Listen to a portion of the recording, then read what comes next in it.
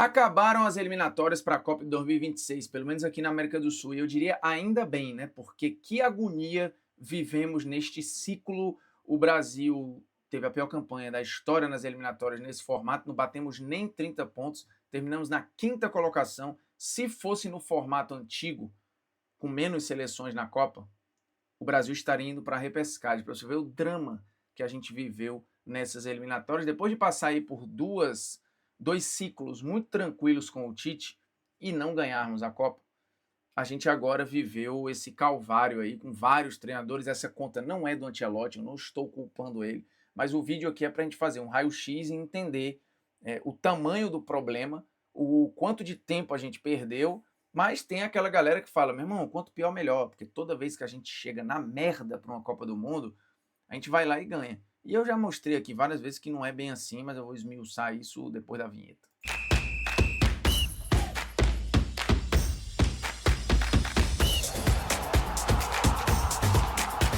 Fala moçada, beleza? O Bruno Formiga na área, nada mais convidando você gentilmente, tá? A se inscrever no canal aqui, tocar na notificação, deixar o seu like, seu dislike. Estamos na meta aí, tentando chegar a 500 mil inscritos em algum momento. Vai ser no final do ano? Acho impossível. Mas meu papel aqui é pedir. É chato, é chato. Mas você não faz por livre e espontânea vontade, eu tenho que perturbar. Quem é safo de internet já sabe. Pô, chega no canal, gosta do canal, curte o canal, demonstra isso pro algoritmo, porque ele não pensa sozinho, ele precisa ser moldado. Se não gostou, também avisa pro algoritmo, fala, meu irmão, achei esse conteúdo uma merda. Eu não gosto desse cara, eu não quero que ele apareça aqui para mim.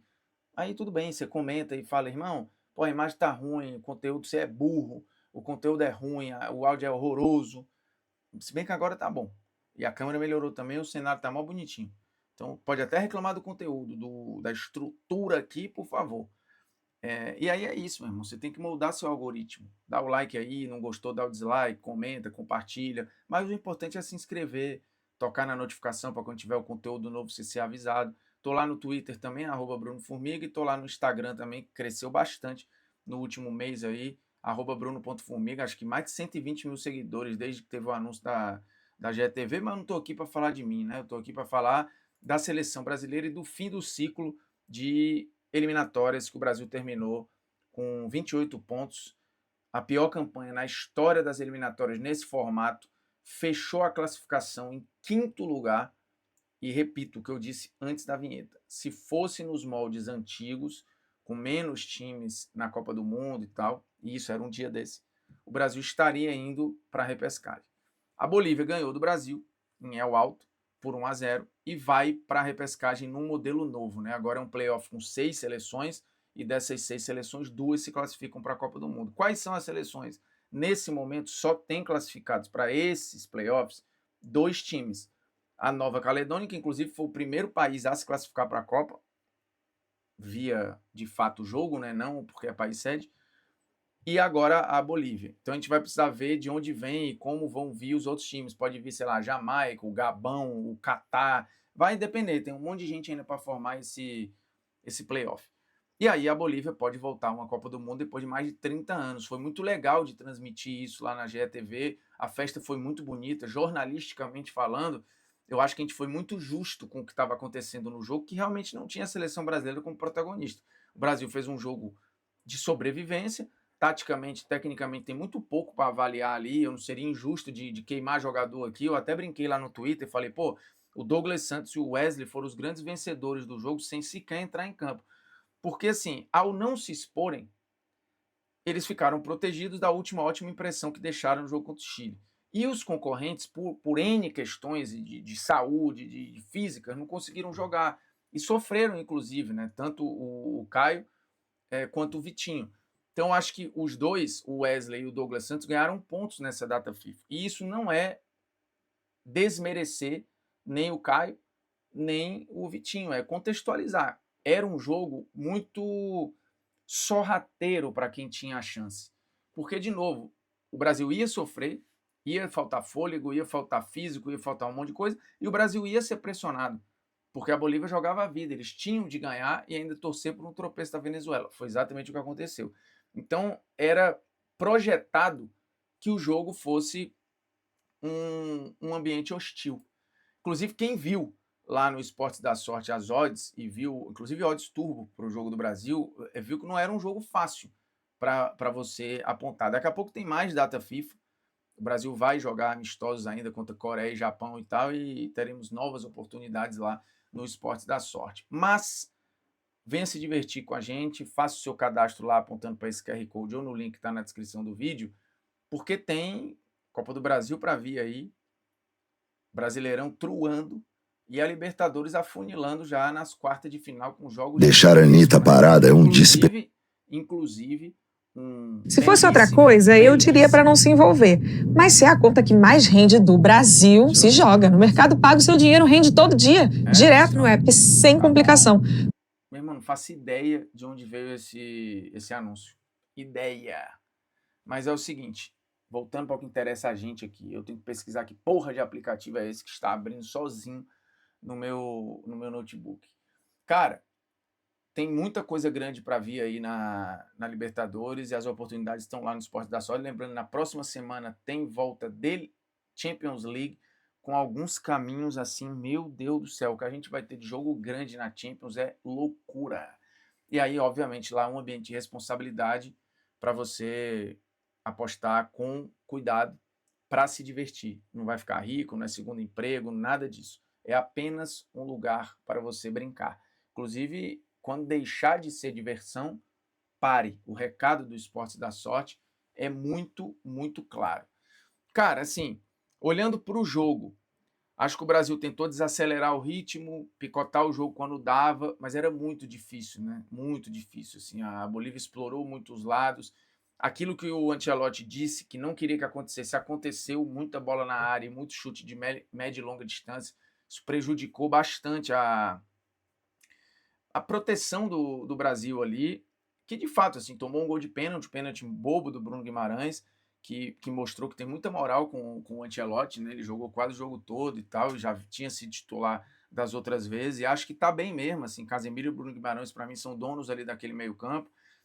Fiquei curioso para ver a dinâmica ali do Paquetá, do André e tal, mas foi difícil, né, fazer qualquer tipo de avaliação. O Richarlison ficou muito ilhado ali, acho que o Richarlison não aproveitou essa chance que teve, não sei se volta na próxima convocação, e acho que tem gente pedindo passagem para ser testada à frente dele, por exemplo, o Pedro, eventualmente usar alguém ali de falso 9 e tal, o próprio Marcos Leonardo e tal. Então, assim, não acho que o Richarlison tenha jogado o suficiente para voltar na próxima vez. E, de novo, não é pelo jogo só da Bolívia, é o contexto geral da parada. Mas, cara, assim, de novo, acho que o jogo contra a Bolívia é o de menos aqui. O que para mim assusta é essa fotografia aqui. Essa fotografia, para mim, é assustadora. O Brasil fez a sua pior campanha nas eliminatórias de pontos corridos. Foram 18 jogos, 8 vitórias, 4 empates, 6 derrotas, uma delas só com o Ancelotti, que foi essa para a Bolívia. 51,9% de aproveitamento baixo, 24 gols marcados e 17 gols sofridos. Isso para defesa da seleção eliminatórias é muito alto. 37 grandes chances e concedeu 16 grandes chances. Precisou de 9 finalizações para marcar um gol, assim, é um número ruim.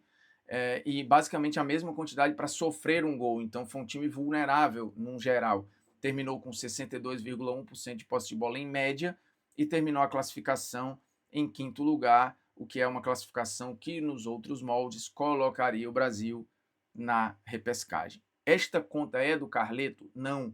O time melhorou. Há perspectivas? Sim. O viés, eu acho que ele é de alta, apesar da derrota para a Bolívia. E lembrando, os últimos 3, 4 jogos da seleção lá, o Brasil não tinha perdido, tinha tomado pouquíssimos gols. A Bolívia é a pior defesa dessas eliminatórias, tomou 35 gols. E aí tem um dado que é assustador. Matheus, não esquece de comprar o alvejante. Tá, refrigerante. O Brasil teve o seu artilheiro das eliminatórias, o Rafinha, com 5 gols.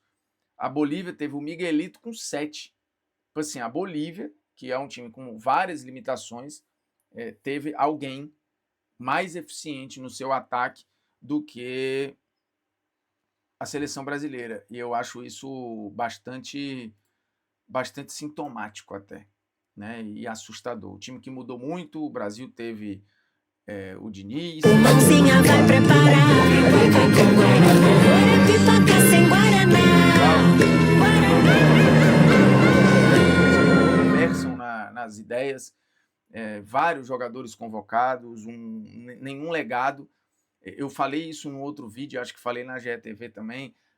É impressionante que o aproveitamento com o Casemiro ainda é muito superior do que sem ele, mostrando que ele ainda é muito importante para a seleção brasileira. Assim, não dá para abrir mão do Casemiro. Ele, de novo, fez falta. O André acho que sofreu muito ali na função, mas, de novo, o pessoal da defesa sofreria mesmo naturalmente, porque era um jogo que obviamente, o Brasil ia ser pressionado para trás e a Bolívia até deu algum espaço para o Brasil, mas o Brasil não tinha perna para jogar. E alguns jogadores sentiram isso evidentemente, né? O Samulino, que é um cara que precisa muito do arranque, da força física e tal, da chegada à frente, né? De fazer essa pisada ali. O Richarlison também sofreu muito, um jogo de muito embate, jogando de costas o tempo todo.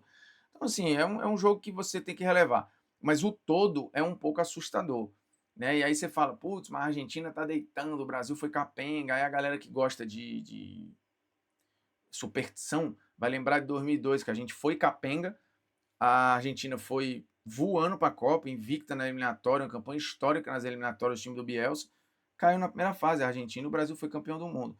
Isso é isso que eu gosto? Não. É isso que eu prefiro? Eu acho que é isso o ideal? Não, eu não posso defender um negócio desse.